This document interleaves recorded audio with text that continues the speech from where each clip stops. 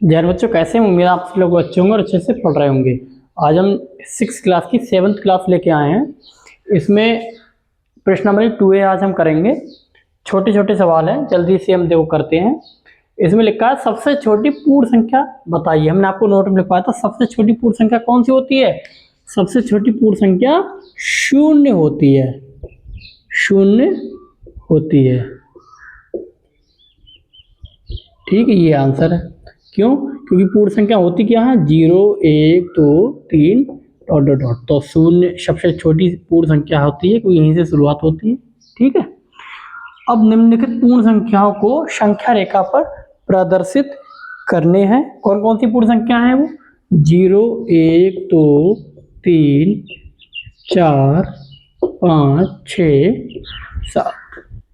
इनको संख्या रेखा पर रिप्रेजेंट कर दो।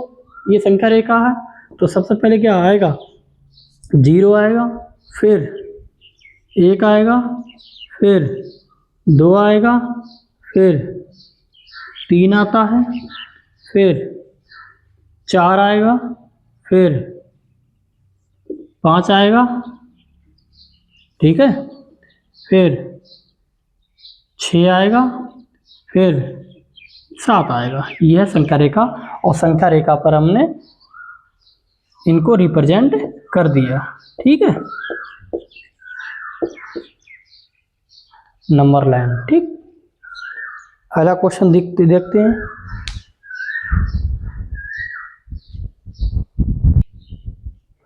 अब देखिए, इसमें तीसरा सवाल है, 3 क्रमागत पूर्ण संख्याओं में पहली और तीसरी संख्या का योगफल 28 है तो संख्या याद करो। मानो एक संख्या यहाँ पर है, एक संख्या यहाँ पर है, एक संख्या यहाँ पर है, लेकिन हमें कुछ नहीं पता है। हमें बस इतना पता है यहाँ पर जो संख्या है और यहाँ पर जो संख्या है, इन संख्याओं का योगफल क्या है, 28 है। हमने आपको एक नियम बताया था, किन्हीं दो क्रमागत, ये लिखा है क्रमागत, किन्हीं दो क्रमागत, 3 क्रमागत, आपको एक नियम लिखवाया था, किन्हीं 3 क्रमागत संख्याएं हैं तो इनका पहली और तीसरी संख्या का योगफल करके उनको आधा कर देते हैं तो बीच वाली संख्या हम लोग को प्राप्त हो जाती है। हमने क्या बताया था, अगर 3 क्रमागत संख्याएं हैं तो इनको पहली और तीसरी का योग जो होता है वो अगर उसको आधा कर दें तो हमें क्या प्राप्त हो जाएगा, तो हमको बीच वाली संख्या यानी कि प्राप्त हो जाएगी, यानी कि बी प्राप्त हो जाएगी। तो हमको पहली और तीसरी संख्या का योगफल दे रखा है, कितना है वो हमारे पास दे रखा है 28। तो 28 का बटा 2 तो कितना, 2 एकम 2, 2 चौक 8, कितनी प्राप्त हो गई, 14। तो बीच वाली संख्या हमको प्राप्त हो गई 14। अब दो संख्या में क्या, अब हम बाकी दो संख्या हम ज्ञात कर सकते हैं। क्यों ज्ञात कर सकते हैं, हमको पता है कि ये 3 क्रमागत संख्या है, क्रमागत संख्या है तो इससे ठीक पहले वाली संख्या होगी 13 और इससे ठीक बाद वाली संख्या होगी 15। ठीक है, 3 संख्या ज्ञात हो गई। जो कॉन्सेप्ट देखो, अगर हम आपको डायरेक्ट प्रश्नावली बताते तो आपको शायद सवाल तो कर लेते, लेकिन आपके दिमाग में वो कॉन्सेप्ट नहीं बैठता। तो पहले हम कॉन्सेप्ट बताते हैं, फिर एग्जाम्पल कराते हैं, उसके बाद फिर एक्सरसाइज यानी कि प्रश्नावली पे आते हैं। यही पढ़ाई का अच्छा तरीका होता है, ऐसे ही आप पढ़ेंगे और मेरे साथ साथ आप चलते जाइए, गारंटी आपको बहुत अच्छा गणित हो जाएगा। जो भी बच्चे मुझसे 6ठी क्लास से जुड़ रहे हैं, 6 क्लास से, उनका मैथ इतना शानदार हो जाएगा, वो याद करेंगे कि हम गलत कुछ नहीं आता था और आज हम मैथ के टॉपर हैं। ऐसा भी बच्चे जो मुझसे जुड़े हुए हैं मैथ के टॉपर बनने वाले हैं, अगर आप हर क्लास को अच्छे से पढ़ते रहे। कोई दिक्कत आए तो मुझसे पूछना, ठीक है। अब ऐसे हमें तीसरा चौथा सवाल पता है, दे रखा है कि 3 क्रमागत, इसमें भी क्रमागत पूर्ण संख्याओं में मध्य की संख्या 39 हो तो तीनों संख्याएं ज्ञात करो। तो हलवा सवाल है भैया। क्यों? हमको पहली संख्या नहीं पता है, दूसरी संख्या हमको पता है, क्या है, 39 है। तो तीसरी संख्या हमको क्या पता होगी, नहीं पता है, लेकिन हमको मध्य संख्या पता है और एक कंडीशन पता है कि ये तीनों क्या है, क्रमागत संख्या है, क्रमागत संख्या है। ठीक है, क्रमागत संख्या है, ये भी क्रमागत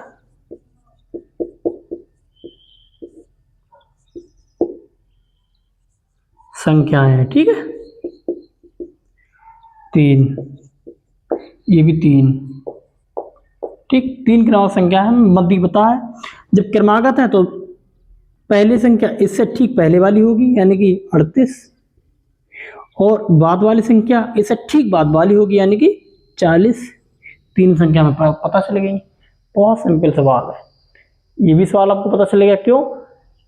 पहली तीसरी का योग दे रखा है, उसका आधा कर दिया 14 आ गया, तो मध्य संख्या प्राप्त हो गई। तो पहली वाली संख्या इससे पहली वाली होगी और बाद वाली संख्या इसके ठीक बाद वाली होगी। तो 3 क्रमांक संख्या इसमें भी पता चल गई, 3 क्रमांक संख्या इसमें भी पता चल गई। अब हम 5वां सवाल करते हैं।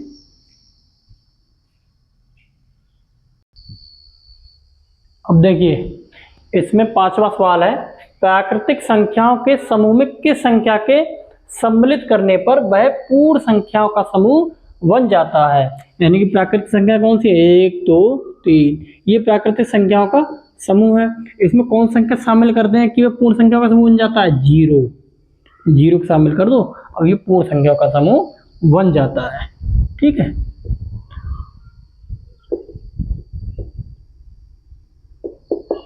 तो इसका आंसर क्या होगा, 0। आंसर क्या होगा, 0 यानी कि 0, ठीक है। अब आपकी प्रश्नावली कंप्लीट हो गई है। तो क्लास में अभी बहुत छोटी प्रश्नावली थी, तो क्लास छोटी है तो एक नियम और बता देते हैं हम, उसके बाद क्लास को समाप्त करेंगे, ठीक है। अब देखो, हम सहचारण नियम के बारे में पढ़ेंगे। योग का सहचारण नियम। सहचारण नियम क्या होता है, अगर हम 2 4 6, अगर हम पहले इनको योग करें, ठीक है, फिर इसके बाद इसका योग कर देंगे। कैसे, पहले हम जोड़ करें 4 और 2 का 6 का, फिर ये वाला 6, कितने हो गए, 6 6 12, ठीक। अगर हम इस ऐसे लिखें इसको, पहले क्या करें, हम इन दोनों का योग करें फिर इसका योग करें। तो कैसे, ऐसे, कितने हो गए, 6 और 4 10, 10 और 2 12, ये फिर 12 प्राप्त हो रहा। कहने का मतलब है, चाहे 3 संख्या दे रखी हैं तो हम चाहे पहले 2 संख्याओं का योग करके तीसरी संख्या में जोड़ें, चाहे बाद की 2 संख्याओं का जोड़ करके पहली संख्या में जोड़ें, दोनों स्थितियों में योगफल समान आता है। इसका मतलब क्या है, पूर्ण संख्याएं सहचार नियम का पालन करती हैं। पूर्ण संख्याएं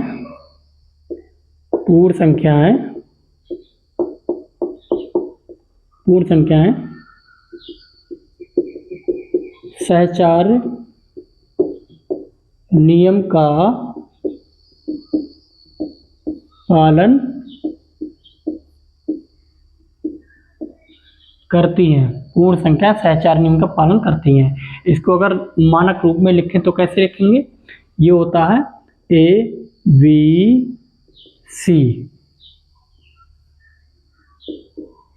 इन दोनों को जोड़ करके चाहे इसमें जोड़ो, चाहे AB + C, ठीक है, चाहे इसका जोड़ो, ये सहचार नियमों होता है, इसको याद रखेंगे। अब इसको नंबर लाइन पे भी ड्रॉ करके दिखाते हैं आपको। नंबर लाइन पे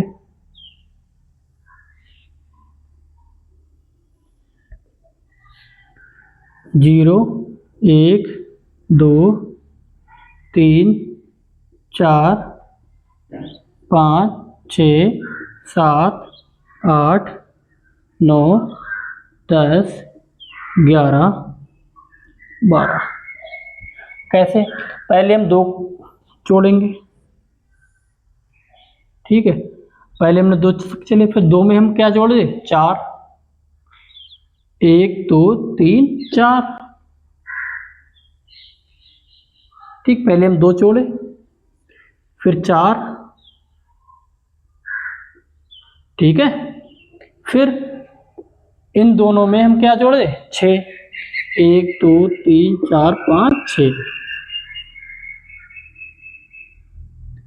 इसमें हम क्या जोड़े, 6, ठीक है। इसको आप नोट कर लेना, मैं मिटा दे रहा ताकि मैं जगह थोड़ी हो जाए। अब देखो, हम 2 जोड़े, 2 में हम 4 जोड़े, फिर उसके बाद 6, तो अब इसका मतलब क्या है, इस प्रकार देख रहे हैं, देखो अगर हम इन दोनों को जोड़ें पहले, फिर इसको जोड़ दें इससे दोनों स्थितियों में योगफल कितना आ रहा है, 12 आ रहा है।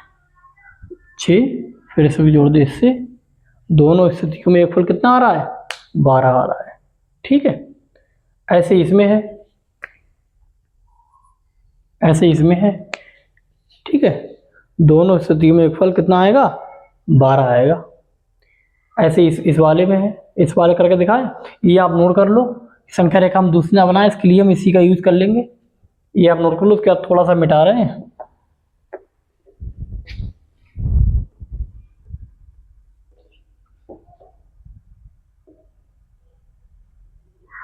देखो ये तुम चले गए, 2 जोड़े, 3, 4 जोड़े, फिर 6।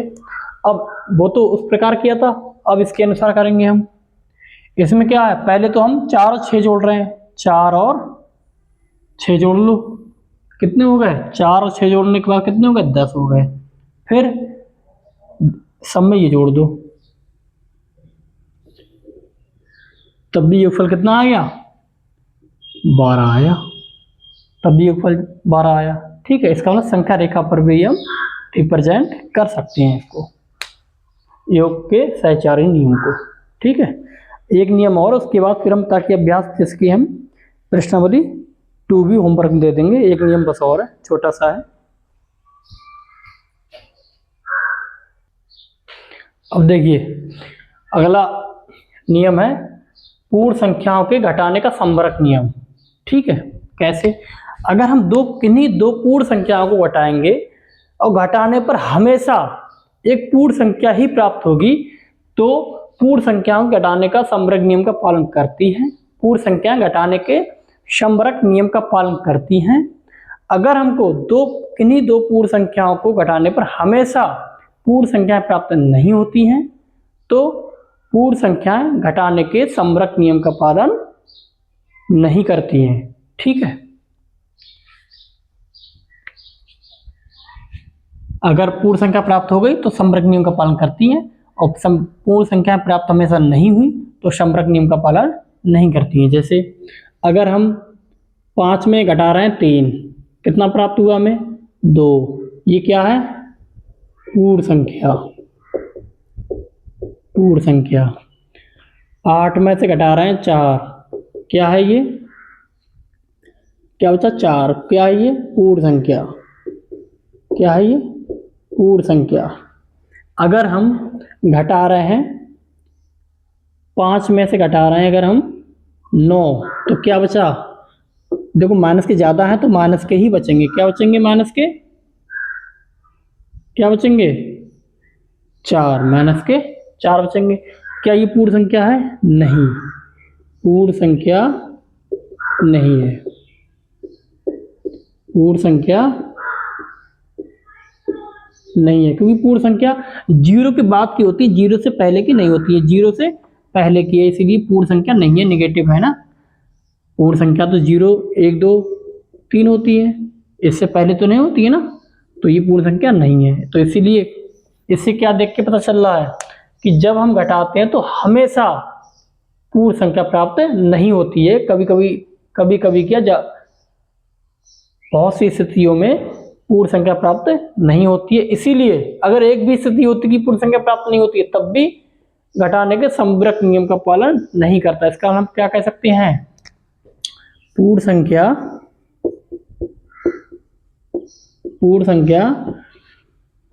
घटाने के